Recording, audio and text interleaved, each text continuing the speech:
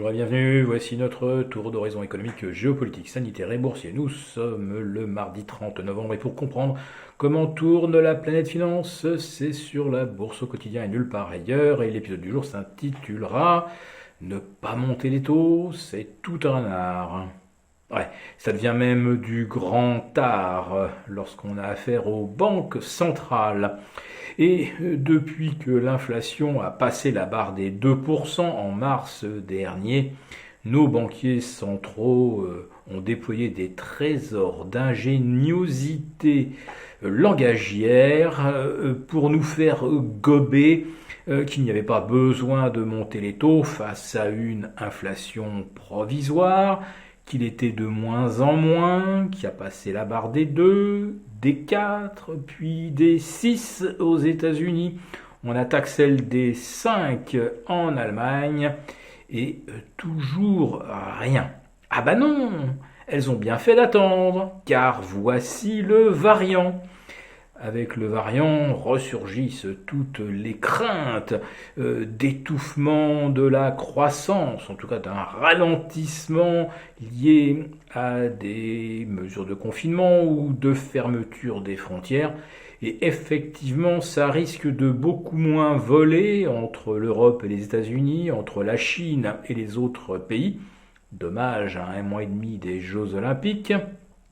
Et puis Joe Biden annonce tout un train de mesures qu'il faudrait appliquer au cas où le variant Omicron se répandrait largement et supplanterait le Delta, qui pour l'instant est toujours bien en place.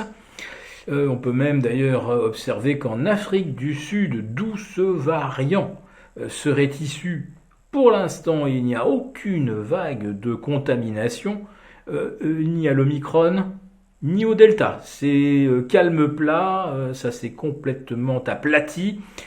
En Suède également, il ne se passe rien. Et il y a quelques pays comme ça, y compris l'Inde, où pour l'instant ça reste extrêmement calme. Mais bon, l'Inde, elle a d'autres soucis, et notamment d'approvisionnement énergétique. Mais en tout cas, ce n'est pas le variant Delta, ni le suivant, qui pour l'instant menace la croissance indienne. C'est toujours ça. Mais ce variant, évidemment, c'est le prétexte rêvé pour expliquer que face à toutes ces incertitudes, on ne va pas relever les taux maintenant.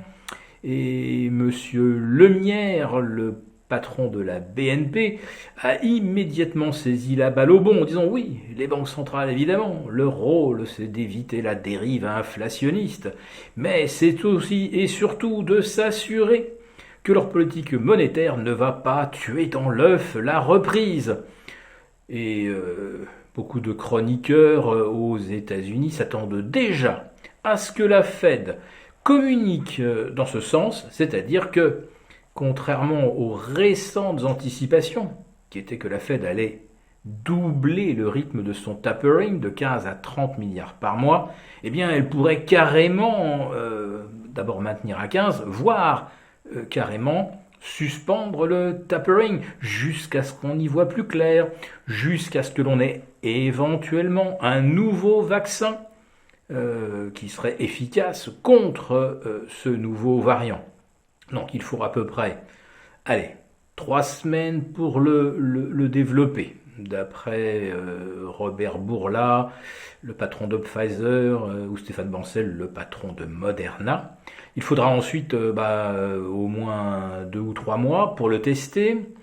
Donc ça fait 4. Ensuite il faut le mettre en production. Et là, on parle de milliards de doses, donc comptez encore un bon 2 mois. Et ensuite, il faut que la population soit vaccinée. On ne peut pas vacciner les 3 milliards qui le sont déjà en 3 semaines. Il faut plutôt compter 6 mois.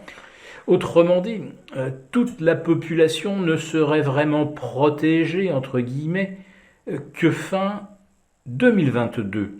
Or, s'il advient avec l'éventuel vaccin contre Omicron, ce qui est advenu avec celui contre la souche Wuhan, l'efficacité au bout de 6 mois, elle est quasiment inexistante. Et alors surtout, ça veut dire que si le variant Omicron transperce la couverture du traitement initial, ça veut dire que les statuts vaccinaux sont carrément remis à zéro. Donc si c'est le cas, eh bien ça veut dire que tout le monde est contaminable et qu'à ce moment-là, il faut remettre en place les gestes barrières, les couvre-feux, les confinements, les restrictions de déplacement, le cauchemar des marchés.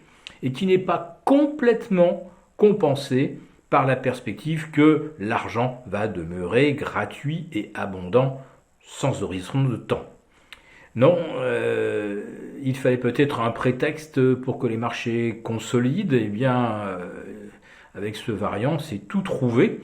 Il ne suffit plus donc qu'à développer la rhétorique de la peur, et les médias s'y emploient très très bien.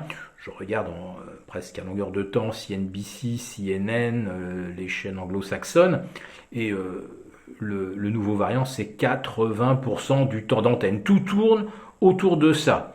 Donc, manifestement, si on a envie de créer de la peur et de justifier la baisse des marchés, eh bien, on peut dire vraiment qu'Omicron tombe au meilleur moment. Si cette vidéo vous a plu, n'hésitez pas à nous mettre un pouce. On vous retrouve demain, puis jeudi, pour le live avec nos abonnés premium. À très bientôt.